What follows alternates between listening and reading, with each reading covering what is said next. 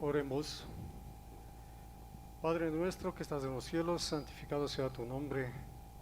Te agradecemos porque estamos reunidos, un grupo de tus hijos, en tu casa de oración, en tu santo templo, para alabarte, glorificarte y darte gracias por la salud, por la vida que nos concedes. Amén. Ayúdanos en este día, Señor, dirige tú este estudio y necesitamos el derramamiento del Espíritu Santo en nuestras vidas, que podamos ser útiles en todo, seamos los misioneros en este tiempo final y que avancemos estudiando tu palabra cada día, en todo momento, y de difundir el mensaje que tenemos que difundir en este tiempo final que nos encontramos. Señor, te pedimos que bendiga los diezmos y las ofrendas que tu pueblo ha traído y que sirva para el avance de tu obra en todo el mundo. Te damos gracias y te lo pedimos en el nombre de nuestro Señor Jesucristo. Amén. Amén. Amén.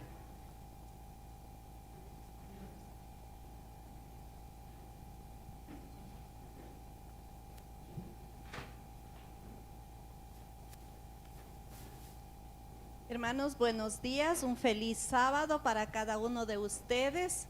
En esta mañana les damos una cordial bienvenida a cada uno de mis hermanos que se encuentran presentes. Que el Señor les bendiga abundantemente. Realmente hemos tenido una mañana de una fiesta espiritual con los niños, con los jóvenes. De ellos hemos aprendido mucho. Que Dios siga bendiciendo a la juventud, a la niñez, porque vemos potenciales para la predicación del Evangelio. Ustedes se dieron cuenta que cada joven está en capacidad de aprender y de ponerlo en práctica la predicación del Evangelio. También vamos a hacerle un obsequio al niño Anthony para que él también se integre a la clase de los niños y que pueda venir los sábados y pueda aprender de Jesús más. Bienvenido, Anthony. Bien, en esta mañana vamos a ver una reflexión sobre los diezmos, sobre las ofrendas, porque el Señor quiere que cada uno de nosotros seamos generosos y para la difusión del Evangelio. Por aquí está el mensaje. La palabra del Señor dice acá: sería una póliza pobre el mantener de los tesoros de Dios a aquellos quienes verdaderamente estropean y dañan su obra y quienes constantemente están rebajando las normas del cristianismo. Este es un llamado de atención que nos hace. Pesan terribles ayes sobre los que predican la verdad, pero no son santificados por ella, y también sobre aquellos que consienten en recibir y sostener a los no santificados para que ministren en palabra y doctrina. El diezmo debería ir para los que trabajan en palabra y doctrina, sean estos hombres o mujeres. Entonces, el diezmo del Señor es para el avance de la obra, para aquellos hombres y mujeres que trabajan exclusivamente en el Evangelio.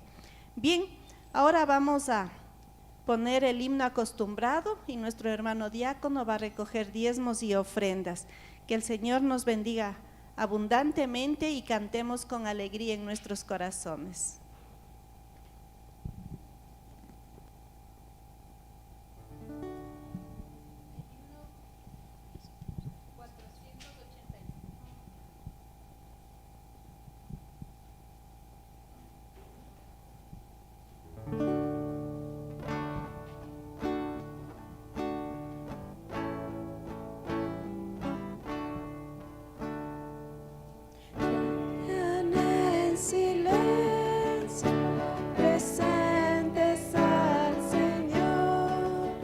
Su amor humilde y puro les daba gran valor, palabras de consuelo y hechos de bondad. Jesús los recibía por su sinceridad. Quisiera estar a Cristo, el más precioso don de Cristo mi Maestro. Te doy mi corazón, aparte de los otros, un pobre viador. Miraba cómo daba tributos al Señor. Él nada poseía, sentía gran amor, y cuánto anhelaba dar algo de valor. Quisiera estar a Cristo, el más precioso don de Cristo mi Maestro. Te doy mi corazón. Señor, clamó el hombre, acepta tú mi don, acepta lo que tengo, mi triste corazón. Le dijo el buen maestro al pobre viador: de todos los presentes es este el mejor. Quisiera estar a Cristo, el más precioso don de Cristo mi Maestro. Te doy mi corazón.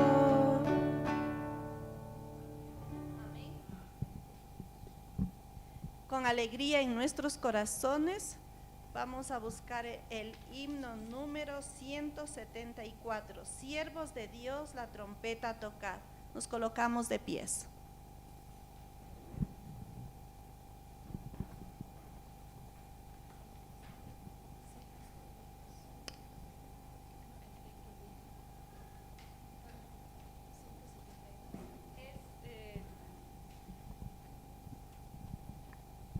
Vamos a entonar el número 172, el Rey que viene.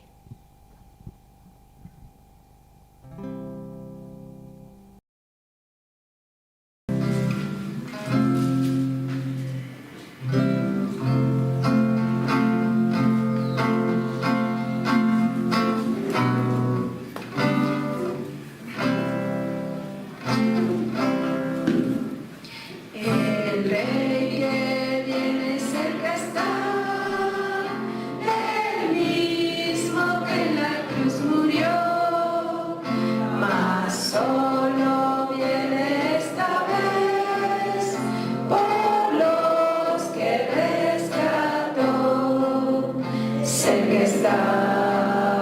sé que está a las puertas mismas llega ya. Viene presto,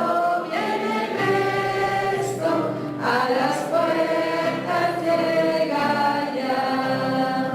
De su venida vemos ya señales muchas por doquier, y pronto el alba eternal podrán los pueblos ver. Sé que está a las puertas mismas llega ya.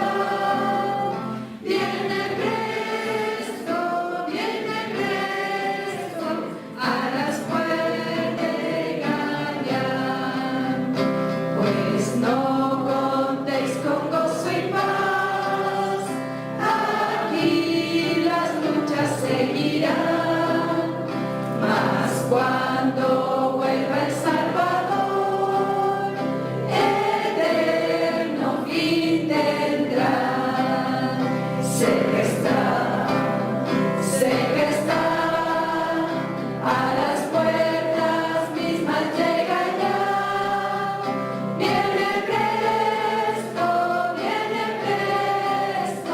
a las puertas llega ya. Entonces nuestro hogar será la tierra nueva eterna. La muerte nunca entrará, pues todo es inmortal. Sé que está a las puertas mismas llega ya. Viene presto, a las puertas llega ya. Amén.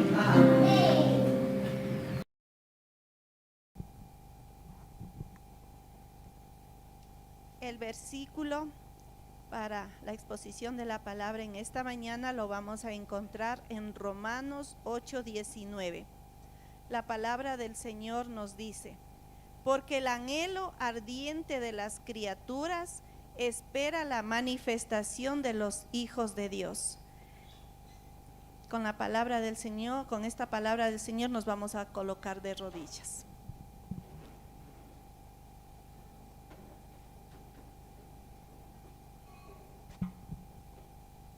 Padre amado que mora y reina en las alturas de los cielos, le damos infinitas gracias en esta mañana porque su pueblo se ha congregado en este lugar para alabar su nombre. Y aquí estamos de rodillas, mi Señor, alabando su nombre.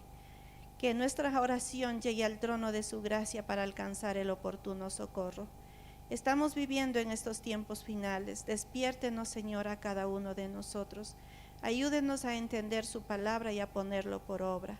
En esta mañana le pedimos que su Santo Espíritu sea quien hable a través de Carlitos y exponga su palabra para cada uno de nosotros. Seamos instruidos, mi Señor, porque esa va a ser la salvación en nuestras almas, su palabra entronizada en nuestros corazones. Gracias, Padre, por tanta bondad y por tanta misericordia. Entregamos nuestras vidas en sus santas manos para que la sangre de Jesús nos limpie de cada uno de nuestros pecados y nos prepare nuestros corazones para ser sellados para la eternidad. Padre mío, cada uno de nosotros que estamos aquí representamos una familia y le pedimos también que bendiga a nuestros familiares, parientes, amigos y vecinos. Gracias por todo. Perdonen nuestras faltas, perdonen nuestras desobediencias y rebeldías. Le pedimos esto en el nombre de Jesús. Amén. Amén, Señor.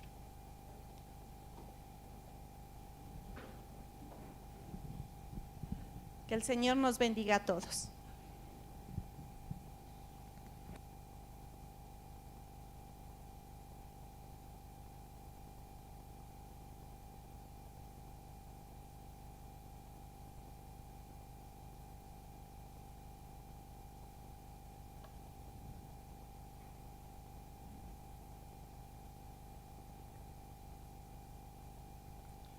Feliz sábado, mis hermanos.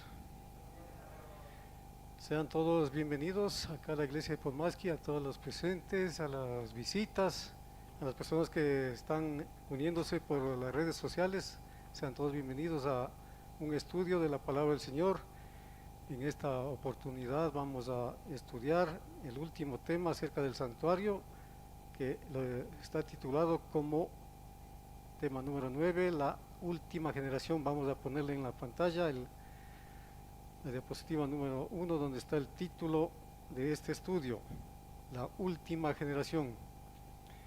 ¿Cuál creen ustedes, hermanos, que es la última generación?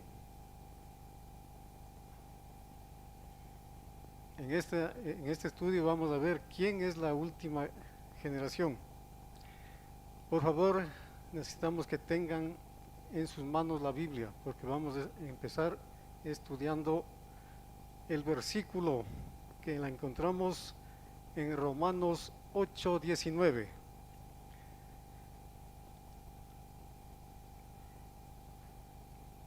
Romanos 8:19. Porque el anhelo ardiente de la creación es el aguardar la manifestación. ¿Qué es la manifestación? La demostración de Dios hacia los hijos, hacia su pueblo. Entonces, la demostración final de lo que el Evangelio puede hacer en la humanidad y en favor de ella está muy cercano. Cristo mostró el camino, tomó un cuerpo humano y en ese cuerpo demostró el poder de Dios. Los hombres han de seguir su ejemplo y probar que lo que Dios hizo en Cristo puede hacerlo en todo ser humano que se somete a Él. El mundo aguarda esa demostración, esa manifestación, como hemos leído en Romanos 8:19. Cuando se haya realizado, vendrá el fin. Dios habrá cumplido su plan, habrá demostrado que Él es veraz y Satanás mentiroso. Su gobierno estará reivindicado, el gobierno de Dios. Que la Biblia enseñe la santidad es indiscutible. Vamos a Primera de Tesalonicenses, capítulo 5, versículo 23. ¿Qué dice la palabra del Señor? Primera de Tesalonicenses 5:23. Dice: y el mismo Dios de paz os santifique por completo y todo vuestro ser, espíritu, alma y cuerpo, sea guardado irreprensible para la venida de nuestro Señor Jesucristo. Y en Hebreos 12:14 dice, vamos a Hebreos 12:14. Seguid la paz con todos y la santidad, sin la cual nadie verá al Señor. Y Primera de Tesalonicenses 4:3. Primera de Tesalonicenses 4:3 dice: pues la voluntad de Dios es vuestra santificación, que os apartéis de fornicación. Porque la voluntad de Dios es vuestra santificación. La palabra griega agios, con sus diversas formas, se traduce santificar, santo, santidad, santificación. Es la misma palabra que se usa para designar los dos departamentos del santuario y significa lo que ha sido puesto aparte de Dios, apartado. Una persona santificada es una persona que ha sido puesta aparte para Dios, cuya vida entera está dedicada a Él. La santificación es apartarse del pecado e indica la liberación de su poder y la victoria sobre él. El pecado, como algunas enfermedades, deja al hombre en una condición deplorable, abatido, descorazonado. Entonces llega el Evangelio, se le predican las buenas nuevas. Aunque sus pecados sean como escarlata, serán emblanquecidos como la nieve. Aunque fueren rojos como el carmesí, serán como blanca lana. Todo esto, todo está perdonado, está a salvo. Qué liberación maravillosa, mis hermanos. Ejemplo, así como un barco desamparado, remolcado al puerto está a salvo, pero no sano, así también el hombre está a salvo, pero no sano. Es necesario hacer reparaciones en el barco antes de que se lo pueda declarar capaz de navegar.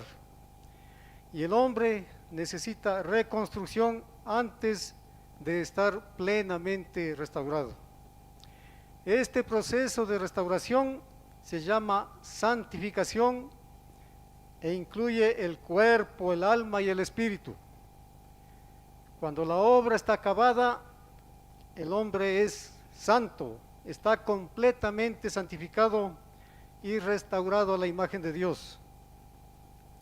Esta demostración de lo que el Evangelio puede hacer en favor del hombre es lo que el mundo está esperando.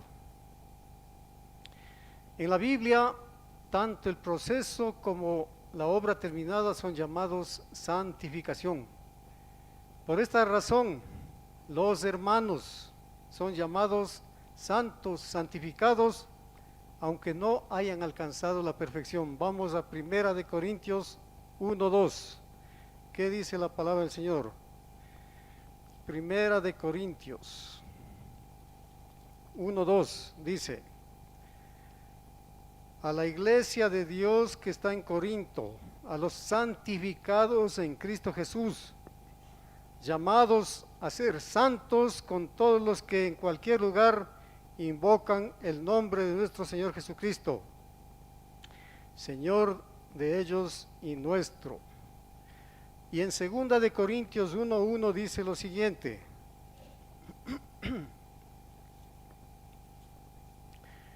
Segunda de Corintios 1:1. Pablo, apóstol de Jesucristo por la voluntad de Dios, y el hermano Timoteo, a la iglesia de Dios que está en Corinto, con todos los santos que están en toda Acaya. Y en Hebreos 3:1, pasemos a Hebreos 3:1.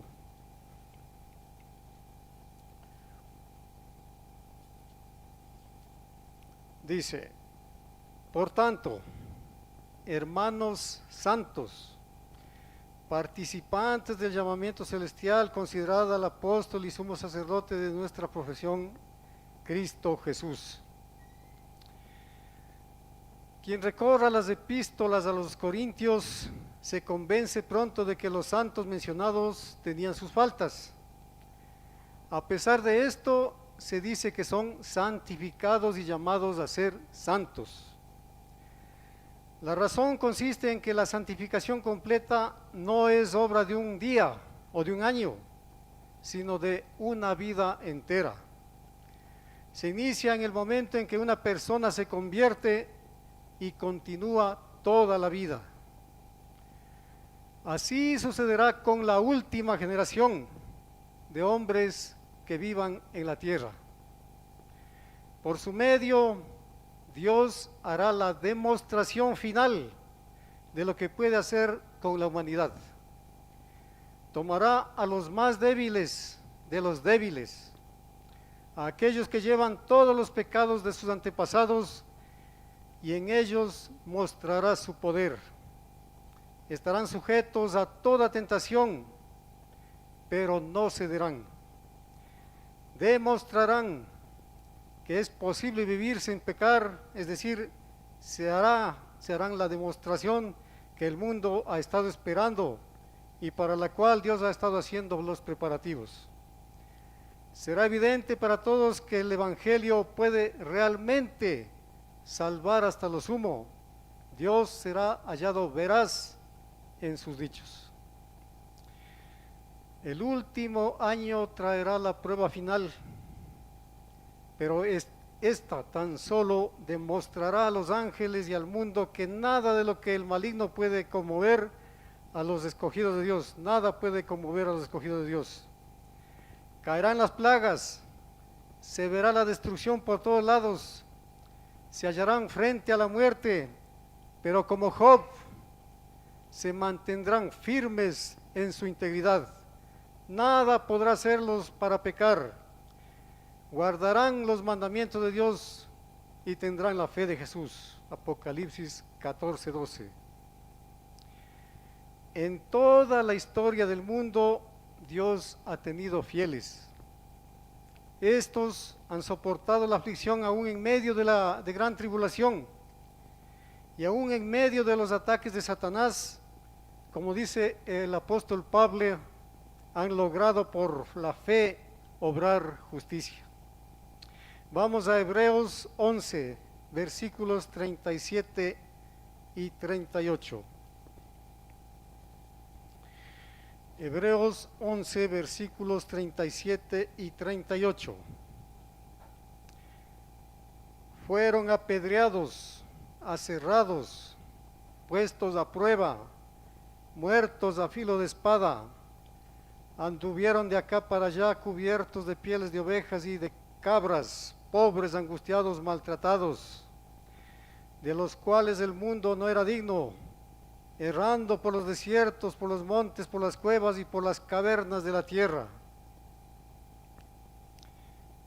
Y en adición a esta lista de testigos fieles, muchos de los cuales fueron mártires por su fe, Dios tendrá en los últimos días un remanente, un pequeño rebaño, la manada pequeña, por así decirlo, en el cual y por medio del cual dará al universo una demostración de su amor, su poder, su justicia, que con excepción de la vida piadosa de Cristo en la tierra y su sacrificio supremo en el Calvario, será la demostración más abarcante y concluyente de todas las edades.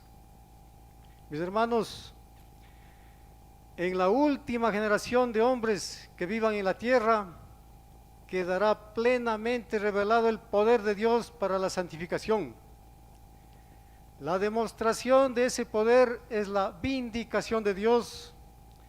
Eliminará cualquier acusación de Satanás que haya presentado contra él. En la última generación, Dios queda vindicado y Satanás será derrotado. Vamos a ampliar un poco más esto.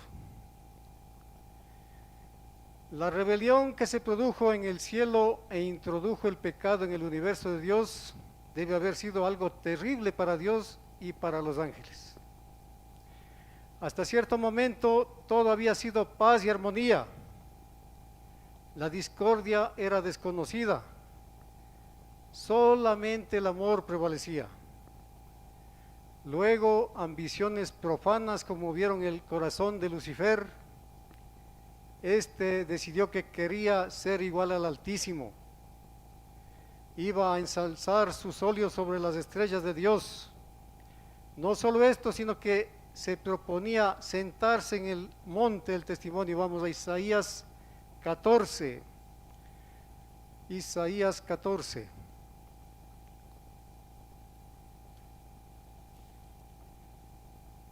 Versículos del 12 al 14. Dice: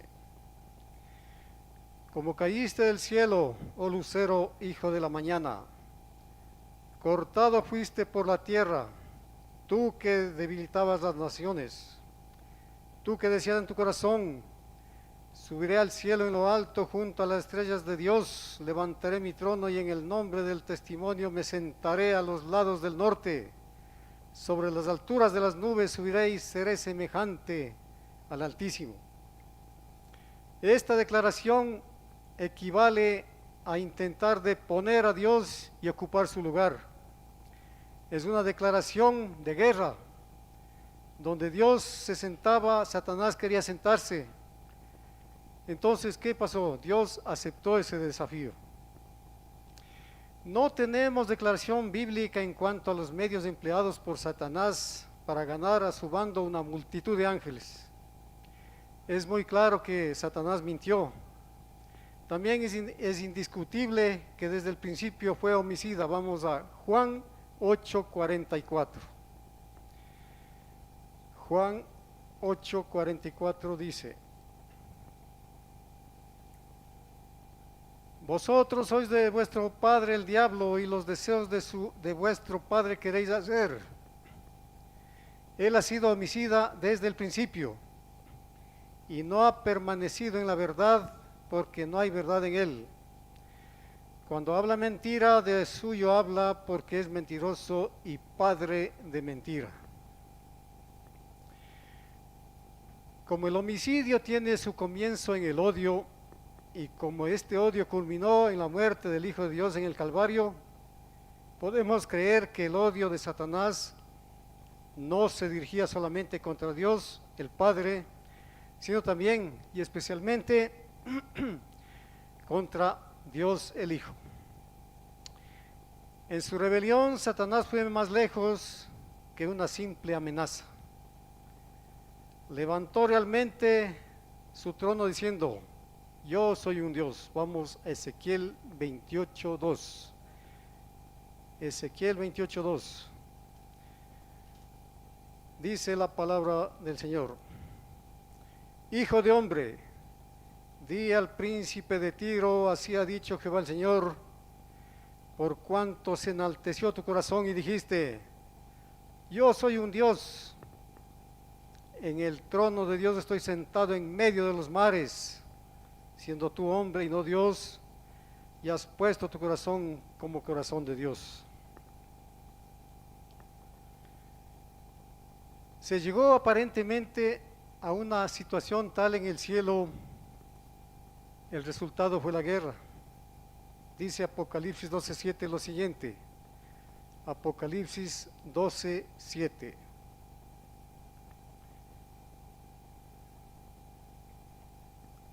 Después hubo una gran batalla en el cielo.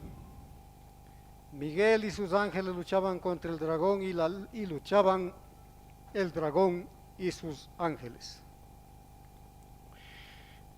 El resultado podría haber sido previsto. Satanás y sus ángeles no prevalecieron. Versículos 8 y 9. Pero no prevalecieron, ni se halló ya lugar para ellos en el cielo. Y fue lanzado fuera el gran dragón, la serpiente antigua que se llama Diablo y Satanás, el cual engaña al mundo entero. Fue arrojado a la tierra, y sus ángeles fueron arrojados con él. Satanás fue derrotado, pero no destruido. Por su acto de rebelión había declarado que el gobierno de Dios tenía fallas o faltas. Por el establecimiento de su propio trono había pretendido tener mayor sabiduría o justicia que Dios. Estas pretensiones son inherentes a la rebelión y al establecimiento de otro gobierno. Para quitar toda duda de la mente de los ángeles y más tarde del hombre, Dios debía dejar a Satanás seguir con su obra. Así permitió a Satanás que viviese y estableciese su gobierno. Durante los últimos 6,000 años ha estado demostrando al universo lo que hará cuando se le dé la oportunidad a Satanás durante estos últimos y casi 6,000 años. Se ha permitido que esa demostración continuase hasta ahora. ¿Qué demostración ha sido? Desde el tiempo en que Caín mató a Abel, ha habido odio, derramamiento de sangre, crueldad y opresión en la tierra. La virtud, la bondad y la justicia han sufrido. El vicio, la vileza y la corrupción han triunfado. El justo ha sido presa del malo. Los mensajeros de Dios han sido torturados y muertos. La ley de Dios ha sido hollada en el polvo.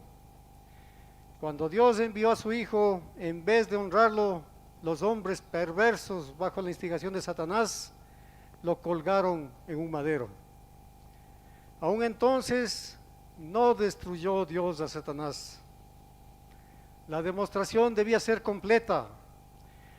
Únicamente cuando se realicen los últimos acontecimientos y los hombres estén a punto de exterminarse unos a otros, intervendrá Dios para salvar a los suyos.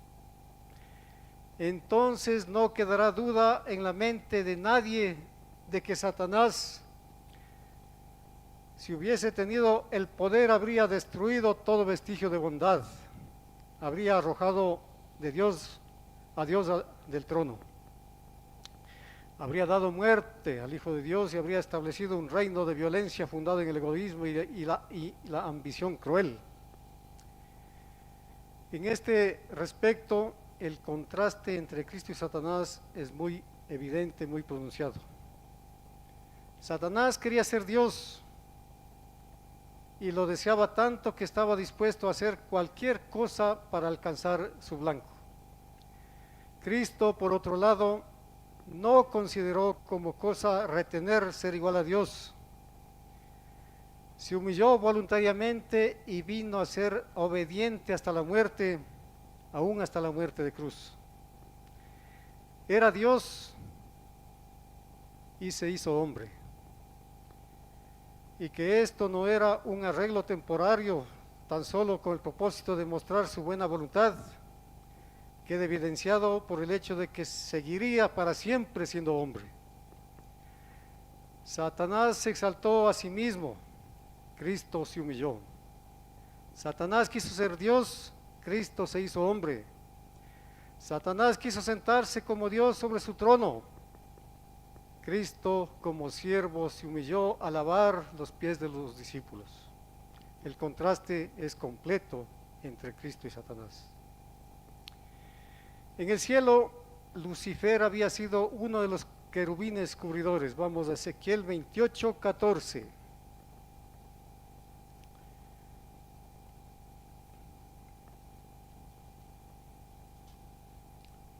Dice lo siguiente: tú, querubín grande, protector, yo te puse en el santo monte de Dios.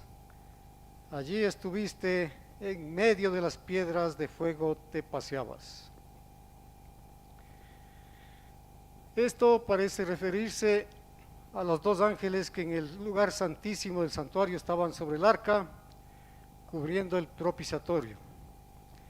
Este era indudablemente el cargo más alto que un ángel podía ocupar, porque el arca y el propiciatorio estaban en la presencia inmediata de Dios. Estos ángeles eran los guardianes especiales de la ley, velaban sobre ella, por así decirlo. Lucifer era uno de ellos. En Ezequiel 28, 12 hay una interesante declaración acerca de Lucifer. Vamos a Ezequiel 28, 12, dice: hijo de hombre, levanta endechas sobre el rey de Tiro y dile: así ha dicho Jehová el Señor, tú eras el sello de la perfección, lleno de sabiduría y acabado de hermosura. Tú eras el sello de la perfección, lleno de sabiduría y acabado de hermosura. La expresión a la cual quisiéramos llamar la atención es: tú eras el sello de la perfección. Parece evidente que se propone demostrar la alta posición y el exaltado privilegio que tenía Satanás antes de caer. Era una especie de primer ministro, un guardián del sello. Como en un gobierno terrenal, un documento o una ley deben tener su sello para ser válido, así también en el gobierno de Dios se usa un sello. Dios parece haber dado a los ángeles su obra, así como ha dado al hombre su obra. Un ángel está encargado del fuego, otro de las aguas y otro del sello del Dios vivo. Vamos a Apocalipsis 14, 18. ¿Qué dice la palabra del Señor?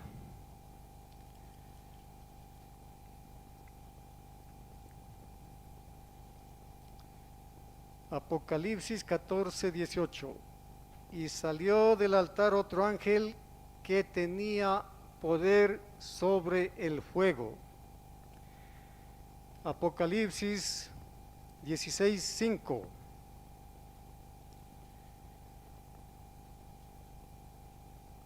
Dice, y oí al ángel de las aguas. Y Apocalipsis 7:2. Vi también a otro ángel que subía de donde sale el sol y tenía el sello del Dios vivo. Que Satanás ha sido muy activo contra la ley es evidente. Si la ley de Dios es su carácter y si ese carácter es opuesto al de Satanás, Satanás queda condenado por esa ley. Cristo y la ley son una cosa. Cristo es la ley vívida, la ley hecha carne. Por esta razón su vida constituye una condenación. Cuando Satanás hizo guerra contra Cristo, hizo guerra también contra la ley. Cuando odió la ley, odió también a Cristo. Cristo y la ley son inseparables. En el Salmo 40 se halla una declaración muy interesante e importante. Salmo 48. ¿Qué dice la palabra del Señor? Salmos 48.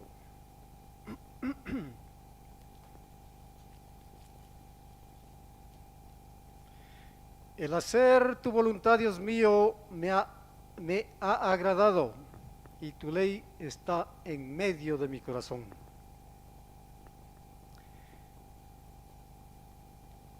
Indica la posición exaltada de la ley, este versículo. Tu ley está en medio de mi corazón. Apuñalar la ley es apuñalar el corazón de Cristo. Apuñalar el corazón de Cristo es apuñalar la ley. Pero Satanás no renunció a la lucha. Había fracasado en su conflicto con Cristo, pero podía todavía tener éxito con los hombres. Así que, ¿qué fue a hacer? Hacer guerra contra la simiente de ella. Vamos a Apocalipsis 12:17.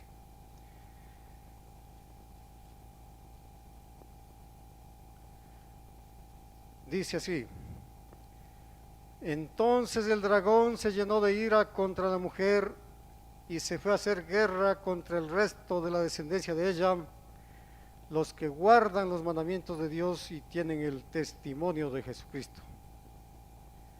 Si podía vencerlos, no quedaría tal vez derrotado. La demostración que Dios se propone hacer con la última generación en la tierra significa mucho, tanto para el pueblo de Dios como para Dios. Pregunta: ¿puede realmente observarse la ley de Dios? ¿Sí o no? Sí, esta es una cuestión vital. Sin embargo, es la tarea que Dios se ha propuesto, que Él espera realizar. Cuando Satanás lance la declaración y el desafío, nadie puede guardar la ley, es imposible, dice el enemigo. Si hay alguno que pueda hacerlo o que lo haya hecho, muéstramelo. Pregunta: ¿dónde están los que guardan los mandamientos?, pregunta Satanás. Dios contestará tranquilamente. Está en Apocalipsis 14:12. Aquí está la paciencia de los santos. Aquí están los que guardan los mandamientos de Dios y la fe de Jesús. Cuando Dios ordena a los hombres que guarden la ley, no cumple el propósito de su voluntad de el tener tan solo a unos pocos hombres que la observen. Precisamente lo suficientes para demostrar que puede hacerse. Por esta razón, Dios ha reservado su mayor demostración para la última generación. Esta generación lleva los resultados de los pecados acumulados, la última generación. Si los hay débiles, son los miembros de esta generación. Si hay quienes sufren de las tendencias heredadas, son ellos. Si algunos tienen excusa por cualquier debilidad, son ellos. Si por lo tanto estos pueden guardar los mandamientos, Nadie de ninguna otra generación tiene excusa por no haberlo hecho. Pero esto no basta, mis hermanos. Dios se propone revelar en su demostración no solamente que los hombres comunes de la última generación pueden soportar con éxito una prueba como la que dio a Adán y Eva, sino que pueden sobrevivir a una prueba mucho más difícil de la que toca en suerte a los hombres comunes. Será una prueba comparable a la que Job soportó. Se acercará a la que el maestro soportó. Los probará hasta lo sumo. Dice Santiago 5:11 lo siguiente. Vamos a Santiago 5:11.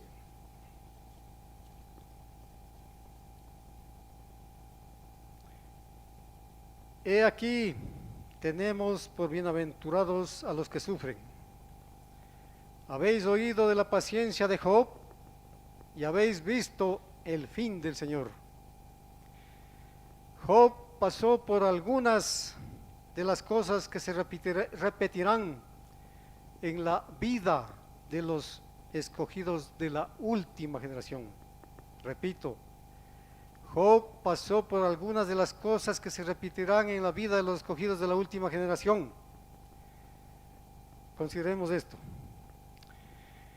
Job era un hombre bueno, Dios confiaba en él, día tras día ofrecía sacrificios por sus hijos.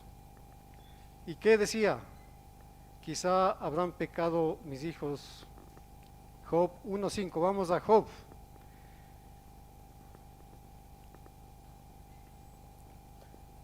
Job capítulo 1 versículo 5. Dice: y acontecía que habiendo pasado en turno los días del convite, Job enviaba y los santificaba y se levantaba de mañana y ofrecía holocaustos conforme al número de todos ellos. Porque decía Job: quizá habrán pecado mis hijos y habrán blasfemado contra Dios en sus corazones. Job era próspero y disfrutaba de la bendición de Dios. Entonces en el versículo 6 dice: un día vinieron a presentarse delante de Jehová los hijos de Dios, entre los cuales vino también Satanás. Aquí se registra una conversación que hubo entre Jehová y Satanás acerca de Job. El Señor dice que Job es un hombre bueno, lo cual Satanás no niega, pero insiste en que Job teme a Dios simplemente porque ello lo beneficia. Declara que si Dios le quita sus misericordias, Job maldecirá a Dios. Hace esta declaración en forma de desafío y Dios lo acepta. Le da permiso a Satanás para quitar la propiedad de Job y afligirlo de otras maneras, pero sin tocarlo a él. Satanás procede inmediatamente a hacer lo que se le ha permitido. La propiedad de Job desaparece y sus hijos mueren. Cuando esto sucedió, Job se levantó y rasgó su manto. Vamos a Job 1, versículos del 20 al 22. ¿Qué dice la palabra del Señor? Entonces Job se levantó y rasgó su manto y rasgó su cabeza y se postró en tierra y adoró. Y dijo: desnudo salí del vientre de mi madre y desnudo volveré allá. Jehová dio y Jehová quitó, sea el nombre de Dios bendito. En todo esto no pecó Job, ni atribuyó a Dios despropósito alguno. Satanás está derrotado, pero hace otra tentativa. La siguiente vez en que se encuentra con Dios, sin admitir su derrota, alega que no se le ha permitido tocar a Job mismo. Si ello le hubiese sido permitido, sostiene Job, habría pecado. La declaración es otra vez un desafío y Dios acepta. Le da permiso a Satanás para demostrar, para atormentar a Job, pero sin quitarle la vida. Inmediatamente parte Satanás para cumplir su misión. Todo lo que el maligno puede hacer, lo hace a Job. Pero Job permanece firme. Su persona le aconseja que renuncie a su fidelidad, pero él no vacila. Bajo el intenso dolor físico y la angustia mental, permanece firme. Nuevamente se dice que Job soportó la prueba. Vamos a Job 2:10. Job 2:10 dice: ¿no le ha cercado alrededor de él y a su casa y a todo lo que tiene? Job 2:10, por favor.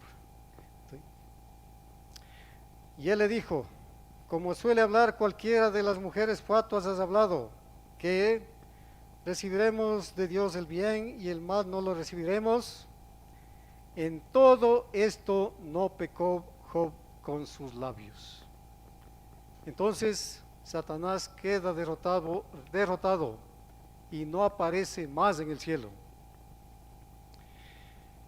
En los últimos capítulos sucesivos del libro de Job se nos da una pequeña vislumbre de la lucha que se riñe en la mente de Job.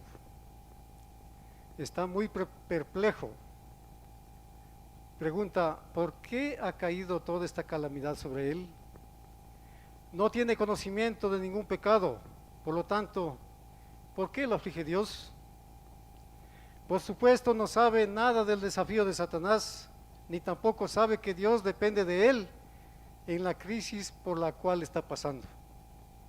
Ni tampoco sabe que Dios depende de él en la crisis que está pasando. Todo lo que sabe es que de un cielo despejado ha caído sobre él el desastre, hasta que ha quedado sin familia, sin propiedades y con una terrible enfermedad que lo abruma casi hasta la locura. No lo entiende, pero conserva su integridad y fe en Dios. Dios sabía que haría esto, pero Satanás había dicho que no lo haría. En el desafío, Dios ganó.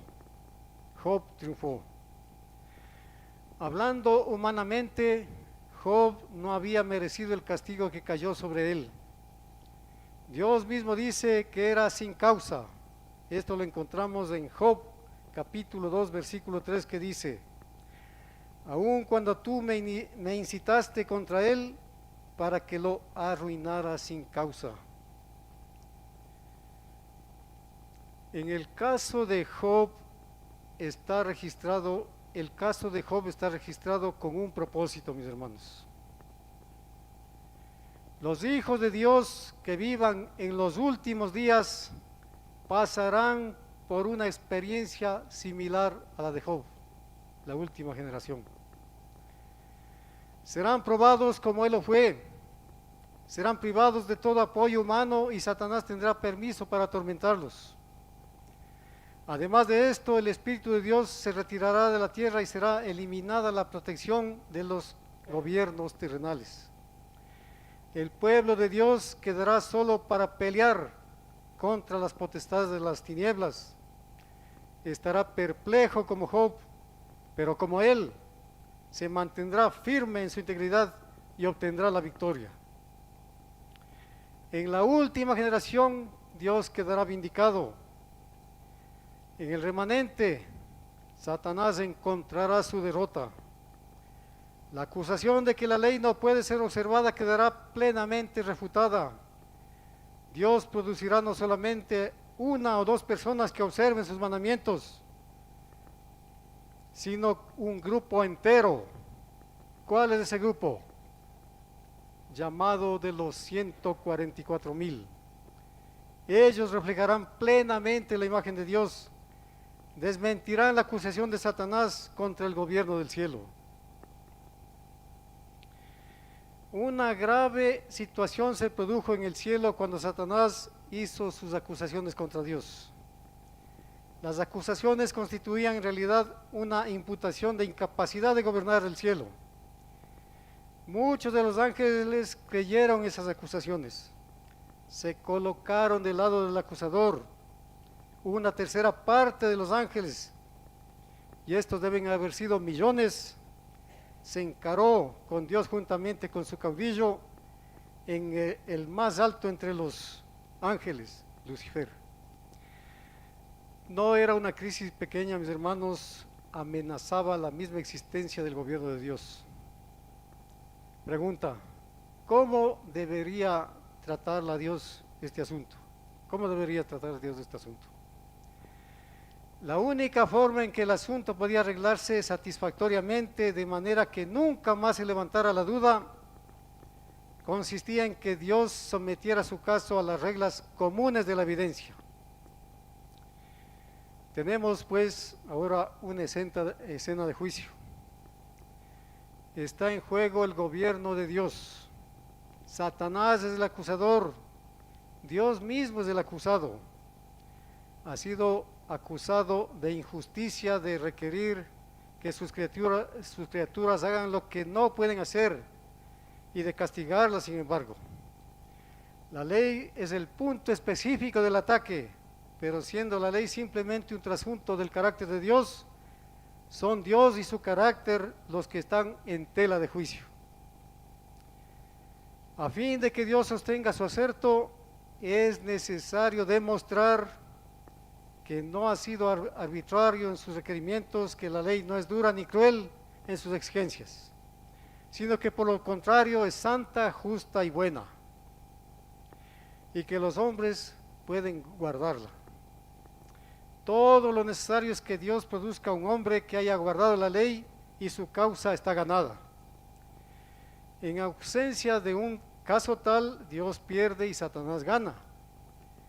El resultado depende, por lo tanto, de uno o más seres que guarden los mandamientos de Dios. En esto ha puesto Dios en juego su gobierno. Entonces, Dios está listo para el desafío. Ha estado aguardando su tiempo. El Hijo de Dios en su propia persona hizo frente a las acusaciones de Satanás y ha demostrado que eran falsas. La manifestación suprema ha sido reservada hasta la contienda final. De la última generación, Dios elegirá sus escogidos, suscitará sus escogidos. No a los fuertes o poderosos, no a los que gozan honores y riquezas, no a los sabios ni encumbrados, sino tan solo a personas comunes elegirá Dios, y por su medio hará su demostración. Satanás ha sostenido que aquellos que en lo pasado sirvieron a Dios lo hicieron por motivos mercenarios, que Dios los ha mimado y que él, Satanás, no ha tenido libre acceso a ellos. Y así, mis hermanos, a fin de acallar para siempre las acusaciones de Satanás, para hacer evidente que su pueblo le sirve por motivos de lealtad y derecho, sin relación a la recompensa, para limpiar su propio nombre y carácter de las acusaciones de injusticia y arbitrariedad, para demostrar a los ángeles y a los hombres que su ley puede ser observada por los hombres más débiles en las circunstancias más desalentadoras y difíciles, Dios permite a Satanás que pruebe a su pueblo hasta lo sumo. Serán amenazados, torturados, perseguidos, estarán frente a frente con la muerte cuando se promulgue el decreto de adorar a la bestia y a su imagen. Apocalipsis 13:15 dice lo siguiente. Apocalipsis 13:15.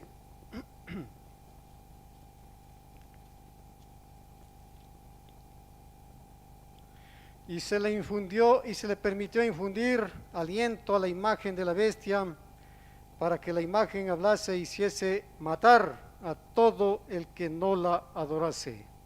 Apocalipsis 13:15. Pero los justos no cederán, estarán dispuestos a morir antes que pecar. Dios retira su espíritu de la tierra. Satanás tendrá mayor medida de dominio que nunca antes.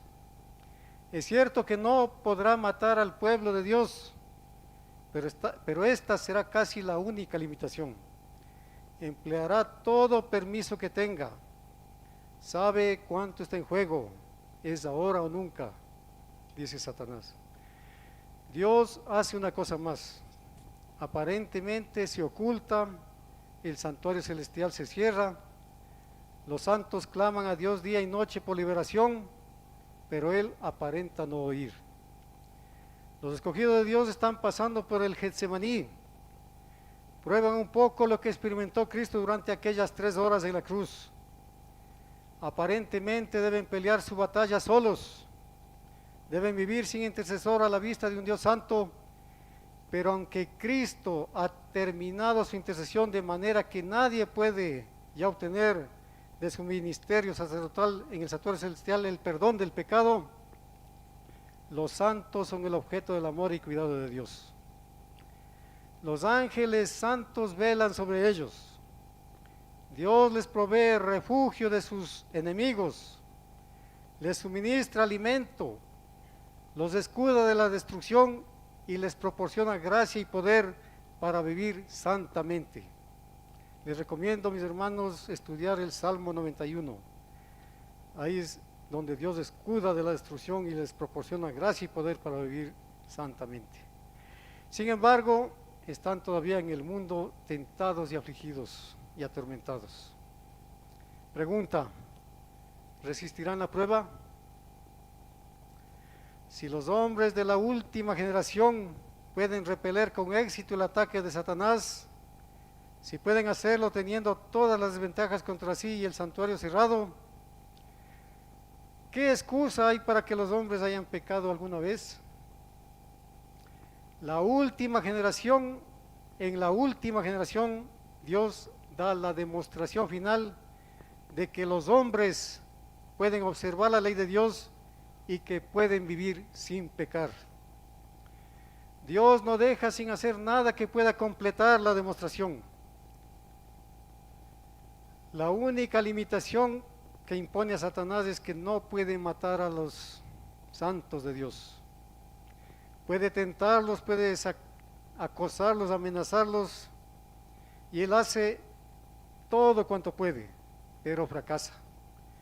No puede hacerlos pecar, resisten la prueba y Dios pone su sello sobre ellos, el sello del Dios vivo. Mediante la última generación de los santos, Dios queda finalmente vindicado. Por ellos derrota a Satanás y gana el pleito. Ellos forman parte vital del plan de Dios. Pasan por luchas terribles, pelean con potestades invisibles en los lugares altos, pero han puesto su confianza en el Altísimo y no serán avergonzados. Han pasado por el hambre y la sed, pero llegará el tiempo en que no tendrán hambre ni sed. Apocalipsis 7, 16 y 17. Apocalipsis 7, 16 y 17 dice: y no tendrán hambre ni sed, y el sol no caerá más sobre ellos, ni calor alguno, porque el Cordero que está en medio del trono los pastoreará y los guiará a fuentes de aguas de vida, y Dios enjugará toda lágrima de los ojos de ellos. Y dice el don de profecía en la diapositiva número 2: estos siguen al Cordero por donde quiera que fuera. Apocalipsis 4:4. Cuando por fin las puertas del templo se abran, se oirá una voz que dirá: únicamente los 144,000 entran en este lugar. Primeros Escritos, página 19. Únicamente los 144,000 entran en este lugar. Por la fe habrán seguido al Cordero hasta allí, han penetrado con él en el lugar santo y lo han seguido hasta el lugar santísimo. La controversia se está acercando a su fin, mis hermanos. Dios está preparando a su pueblo para el último gran conflicto. Satanás también se está preparando. La crisis nos espera y se decidirá en la vida del pueblo de Dios.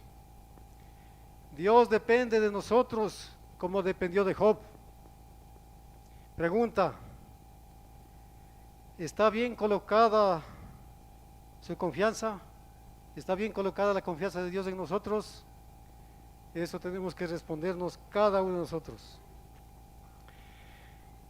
Es un admirable privilegio el que se nos concede como este pueblo, el de limpiar el nombre de Dios por nuestro testimonio.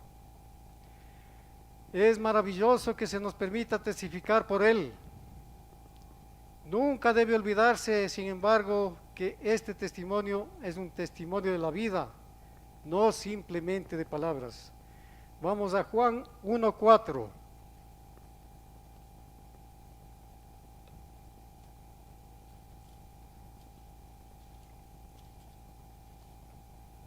Dice así: en Él estaba la vida y la vida era la luz de los hombres.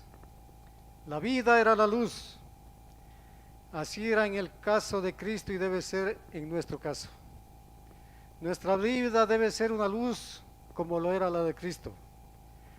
Dar luz a la gente es más que entregarle un folleto o un libro. Nuestra vida es la luz. Mientras vivimos, damos luz a los demás. Sin vida, sin vivir la luz, nuestras palabras quedan vacías, aisladas. Pero al llegar nuestra luz, nuestra vida a ser luz, nuestras palabras se hacen eficaces. Es nuestra vida la que debe testificar por Dios. Dice Isaías 43:10 lo siguiente. Isaías 43:10.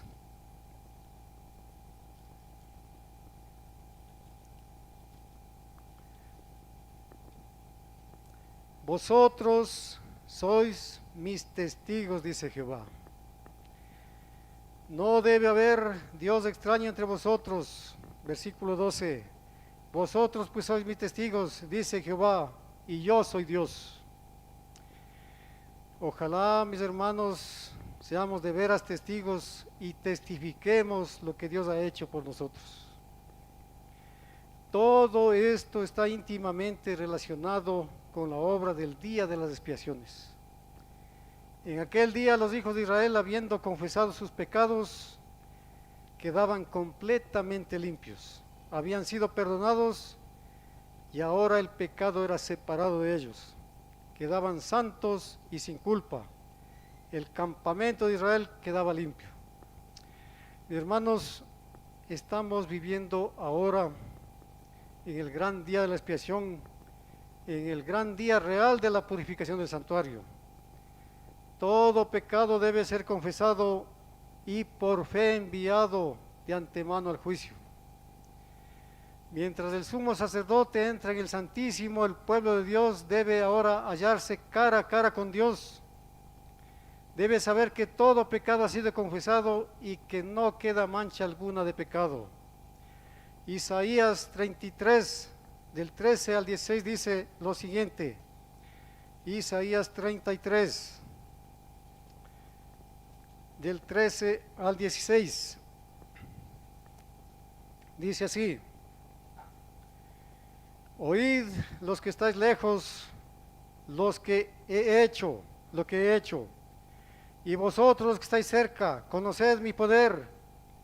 Los pecadores se asombran en Sión, espanto sobrecogió a los hipócritas. ¿Quién de nosotros morará con el fuego consumidor? ¿Quién de nosotros habitará con las llamas eternas? El que camina en justicia y habla lo recto, el que aborrece la ganancia de violencias, el que sacude sus manos para no recibir cohecho, el que tapa sus oídos para no oír propuesta sanguinaria, el que cierra sus ojos para no ver cosa mala. Este habitará en las alturas, fortaleza de roca será su lugar de refugio, se le dará su pan y las aguas serán seguras. Tus ojos verán al Rey en su hermosura, verán la tierra que está lejos. Mis hermanos, finalmente, hermanos y amigos, la purificación del santuario celestial depende de la purificación del pueblo de Dios aquí en la tierra. Cuán importante es pues que el pueblo de Dios sea santo y sin culpa. En ellos debe ser consumido todo pecado. a fin de que puedan subsistir a la vista de un Dios santo para vivir a pesar del fuego devorador. Ya casi estamos en el hogar, mis hermanos. Maranata, el Señor viene pronto, prepárate. Amén.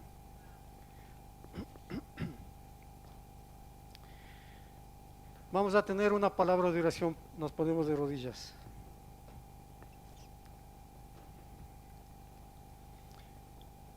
Oremos. Padre nuestro que estás en los cielos, santificado sea tu nombre. Te agradecemos por el estudio de hoy acerca de la última generación. Esperamos estar en ese grupo. Como dice el don de profecía, hay que esforzarnos por estar en ese grupo, estar entre los 144,000. Ayúdanos, Señor, a ser como este pueblo de la última generación, a estar contigo y difundir el mensaje, el que tenemos que difundir en este tiempo. La gran comisión que tenemos, el de dar el mensaje de amonestación al mundo, el mensaje de los tres ángeles. Te damos gracias, Señor, por todo y cuídanos y protéjanos, te lo pedimos y agradecemos en el nombre de nuestro Señor Jesucristo. Amén.